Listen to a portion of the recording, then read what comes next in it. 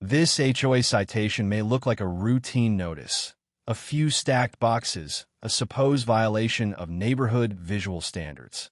But it's not what you think.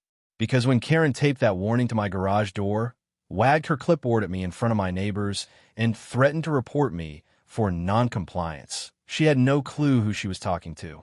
What she didn't realize was that I oversee the very department she thought she could weaponize, the one that writes and enforces the zoning code she tried to bluff with. She wasn't just barking up the wrong tree. She was threatening the guy who signed off on the whole forest. And the moment I handed her my card, the look on her face said everything. I moved into the neighborhood for one reason: peace. After working nearly 15 years in municipal planning and enforcement, including zoning, housing, and community compliance, the last thing I ever wanted was to come home and deal with rule drama.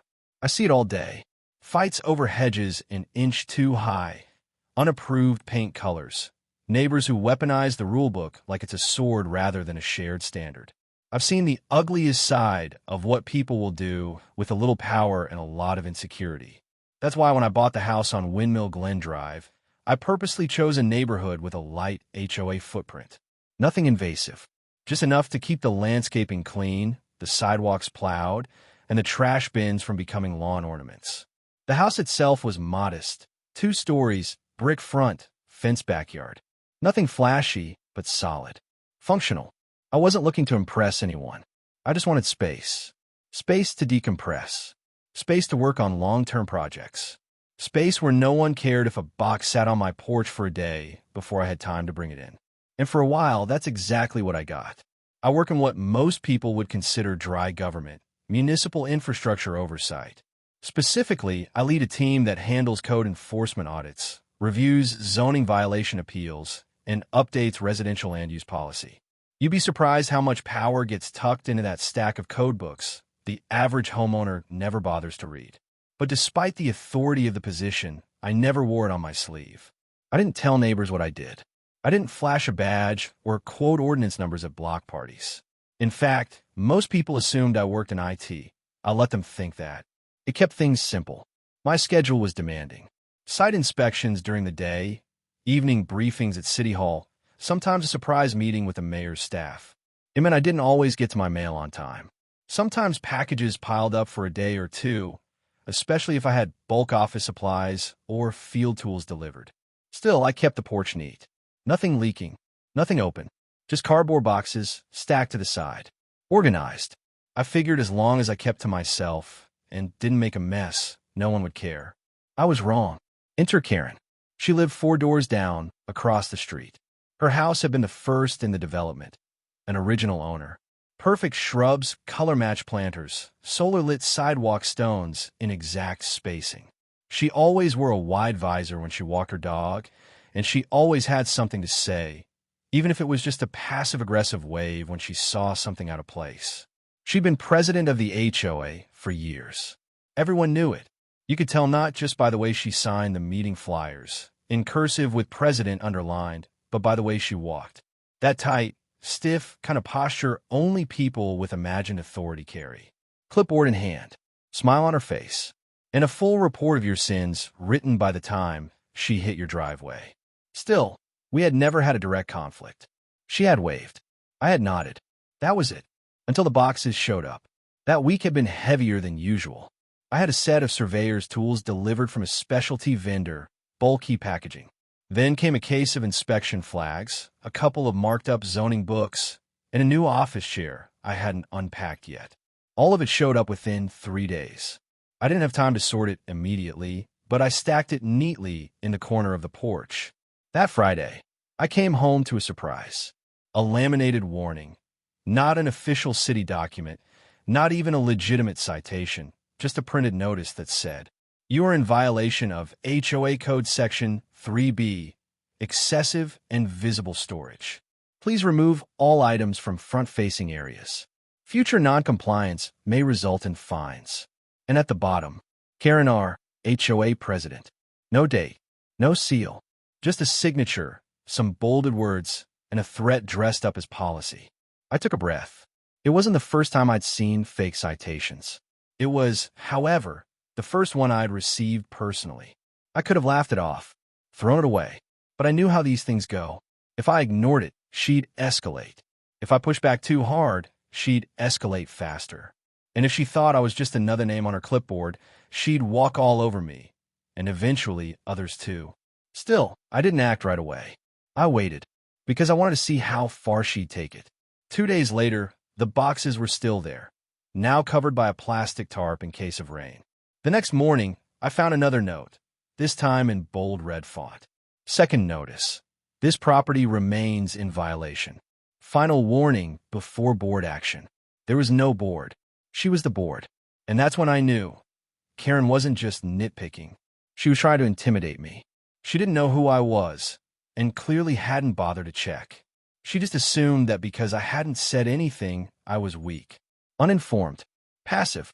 She had no idea that I, the quiet guy on Windmill Glen, had spent the last decade rewriting the very code she was pretending to quote. So I brought the boxes inside. I waited, and then I printed something of my own. By Tuesday morning, the tone had shifted. The neighborhood was quiet, like usual, sprinklers ticking off on auto timers, morning walkers with earbuds, dogs on leashes. But when I stepped outside, coffee in hand, I noticed something new. A bright yellow paper had been taped to the side of my garage. Not folded and discreet like a flyer. This was centered, dead middle, right at eye level. The tape was heavy-duty. This wasn't casual. This was deliberate. The document read, "Formal warning. In violation of HOA aesthetic guidelines, Section 3B, frontage cleanliness. Failure to remove storage items visible from the street may result in monetary penalties and referral to code compliance authorities. Deadline, 48 hours from posting. HOA Compliance Committee, Windmill Glen." There was no logo, no enforcement seal, no statute citation that matched anything in city code. And despite the committee's signature, I knew full well the only person behind it was Karen. I smiled, folded the paper, and tucked it into my jacket. It was time to play along. That afternoon, I was bringing the last of the boxes inside when I saw her. Karen, in her visor, clipboard in hand, walking up the sidewalk like she was inspecting a military base. She paused dramatically at the edge of my driveway, looking over the lawn as if calculating the distance between blades of grass. Her dog, a small, yappy thing named Pretzel, tugged at the leash while she squinted at my now-empty porch. "Finally taking care of it, I see," she said, loud enough for the neighbor across the street to hear. "About time." I turned slowly. "Good afternoon." She stepped closer. "You do know you're not exempt from the guidelines, right?" I held back a smirk. "What guidelines?" She clicked her pen, ready to lecture. Section 3B, sub-guideline on exterior storage. Boxes visible from the street are considered clutter. We run a clean community here, and your situation was becoming an eyesore. I looked at the perfectly clean porch. "And now?" She sniffed. "Now you're on watch. If it happens again, I'll have to report you." "To whom?" I asked. Calm, neutral. Karen blinked. "To the department. City enforcement. We have a contact there. I don't have to explain myself. Just know that we can escalate things if we need to." I could feel the irony practically vibrating in the air. She was threatening to report me to me. I let the silence stretch for just a second too long. Just long enough to make her a little unsure. She straightened her clipboard, clearly interpreting the pause as intimidation. "This isn't personal," she added, "but I take my role seriously. You can't let these things slide. If we allow clutter here, it spreads. Pretty soon everyone thinks they can just let things rot on the porch. Then what? Code violations, pest problems, declining property values." She delivered it like a script, as if she'd practiced in the mirror. I took a sip of my coffee. "Sounds like you've got a lot of responsibility." She smiled tightly. "Someone has to. The board trusts me." I gave a polite nod. "And you said you'd contact the city if needed?" "Oh, I absolutely will. I already started documenting." She flipped a page on a clipboard, revealing a sheet of printed photographs. One of them was my porch mid-delivery, time-stamped. She had a surveillance archive. That was new. Karen was going full amateur detective. I stayed calm. No need to blow the reveal yet. She thought she had the upper hand. Clipboard power assumed ignorance. She didn't know I had drafted half the municipal enforcement manual. She didn't know that the real Section 3B she referenced didn't apply to single-family residential zones under 1 acre unless the structure was abandoned. She also didn't know that code compliance wasn't a black-and-white ticket machine. It was nuanced, context-driven, and governed by due process, something no HOA president with a scanner and printer could replicate. Still, I said nothing. Let her bake a little longer. The next day, an envelope showed up in my mailbox. Official letterhead. HOA logo on the top left. Inside, a formal written warning reiterating the violation and suggesting a $75 fine if continued noncompliance was observed in the next 30 days. This was it. She was escalating, and so was I. I didn't call. I didn't knock. I simply made a few quiet moves. First, I sent an internal email letting my department liaison know that I had received an invalid HOA citation in a non-governed jurisdiction and that I'd be documenting the interaction. Then, I pulled up the actual zoning code, highlighting the language that proved she had misquoted, misapplied, and misrepresented enforcement power. Then, I printed my own letter, with my department's seal at the top. Signed, not just by me, but co-signed by the Municipal Zoning Compliance Director and reviewed by our legal team. No threats, just facts, and a warning. Impersonating or misrepresenting government enforcement authority, especially while issuing fines without legal basis, was grounds for formal complaint under state administrative law. I slid the envelope into her mailbox that evening. The real citation was about to hit her desk, and not the kind she could ignore. It was a warm Thursday afternoon when it all came to a head. I was out front, trimming the hedges, earbuds in, keeping to myself, as usual. The porch was clean. No boxes, no bins, no signs of what Karen had labeled aesthetic violations. Everything was calm, until her shadow crossed the driveway. She didn't say hello, just stood there with the usual clipboard, now adorned with a tab folder and what I assumed were new documentation photos. Pretzel, her little dog, yapped at my feet. I took out one earbud. "Can I help you?" Karen cleared her throat.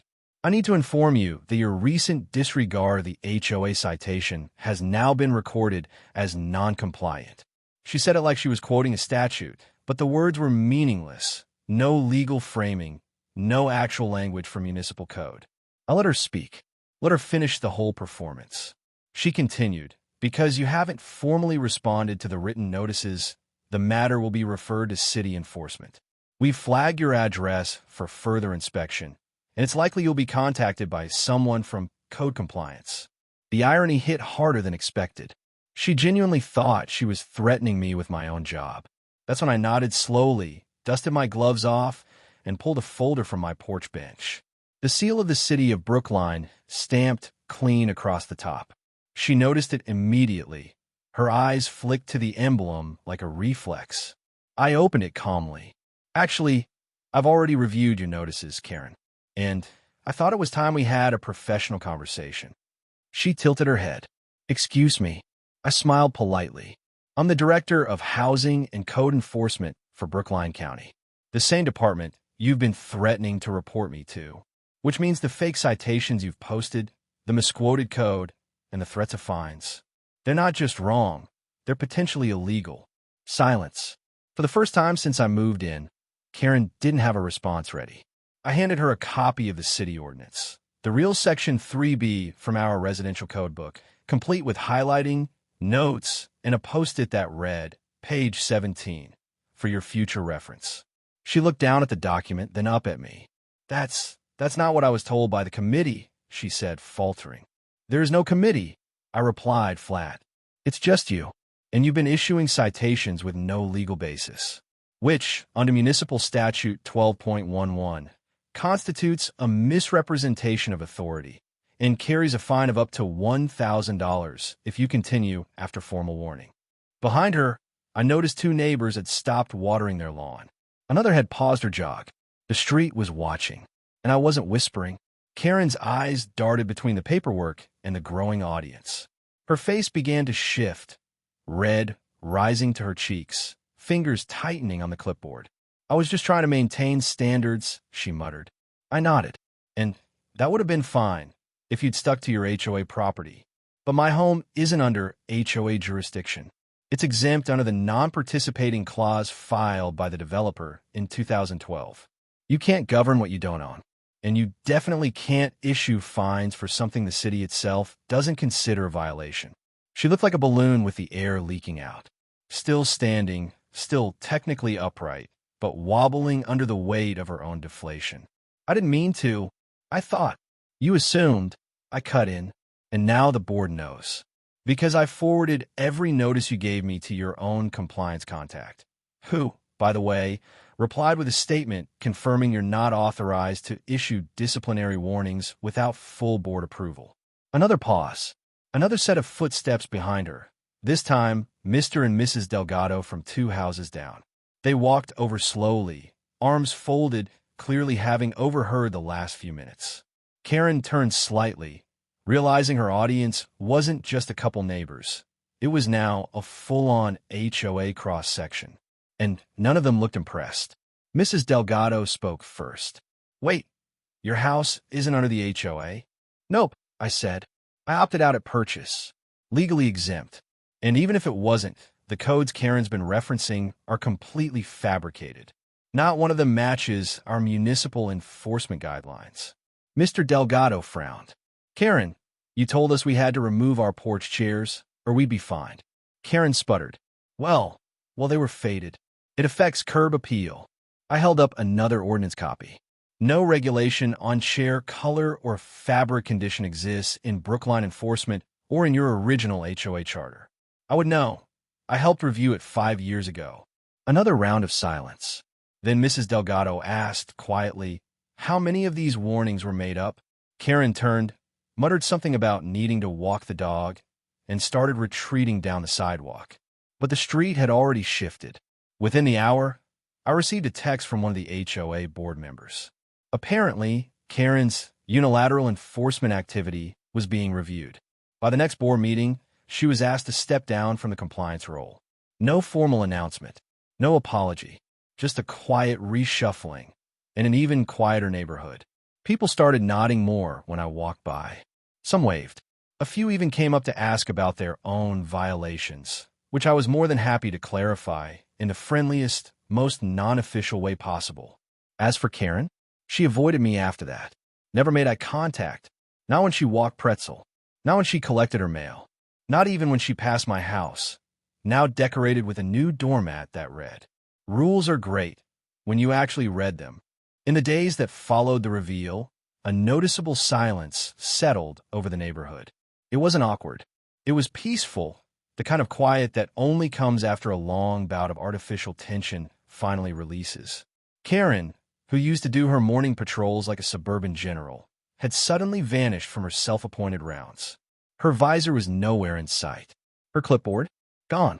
Even Pretzel seemed less yappy, like he too had retired from neighborhood surveillance duty. The whispers started quietly, but they traveled fast.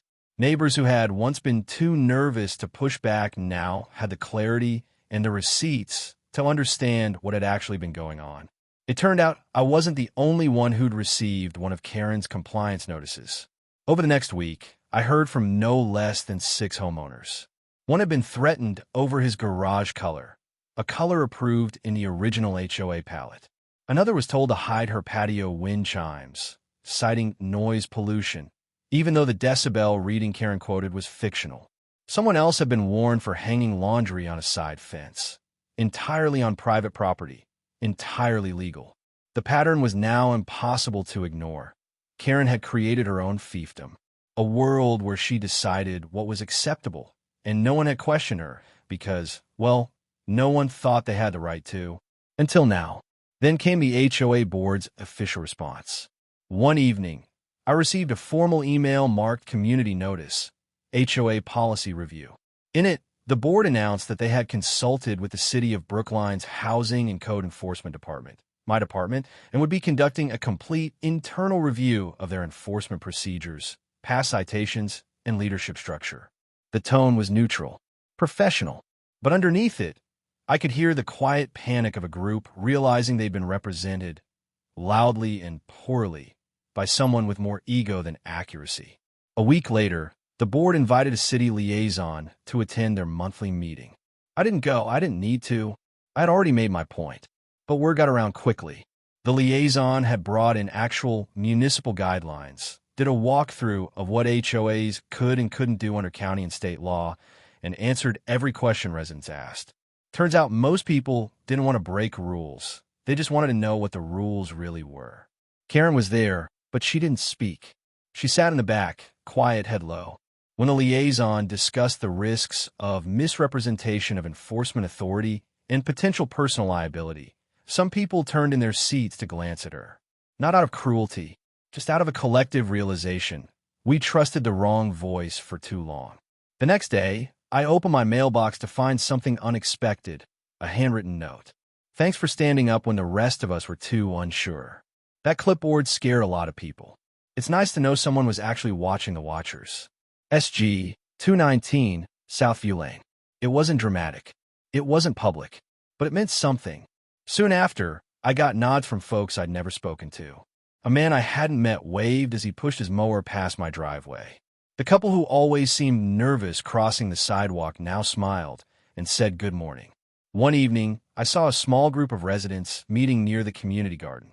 Not the HOA board, just neighbors, talking about changes, new proposals, ways to clarify the boundaries between actual law and Karen's former rulebook.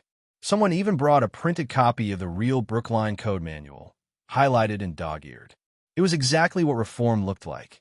Not fireworks or speeches, just quiet correction and rebuilding trust. The board began revising its own internal charter. They reached out to the city's legal advisors to help ensure every guideline was rooted in enforceable policy, not preference. They eliminated the unilateral citation policy and introduced a 3-step community-based review for complaints. No more anonymous notes. No more made-up section numbers. They even scheduled a formal training with our department to educate HOA members on how real code enforcement works, when it applies, and more importantly, when it doesn't. It was honestly impressive. They didn't try to cover up the mistake. They faced it. Clean house. Rebuilt better. I stayed out of it. I didn't want a seat at the table. I didn't want credit. But my phone rang anyway. One of the board members, Alex, called me one night just to say thank you. We didn't know, he admitted. We thought she was working from a template we'd inherited. But now we've seen what she actually wrote. It's bad. You saved us a lawsuit. I just said, glad you looked into it. That's all that mattered. He paused, then said, you ever want to join the compliance committee, we'd actually listen. I laughed. I already have enough paperwork on my desk, thanks. As for Karen, she was still around, still lived a few houses down, but she walked with her head lower now. The visor stayed off, Pretzel's leash shorter. She no longer marched. She meandered. At first, she avoided me completely.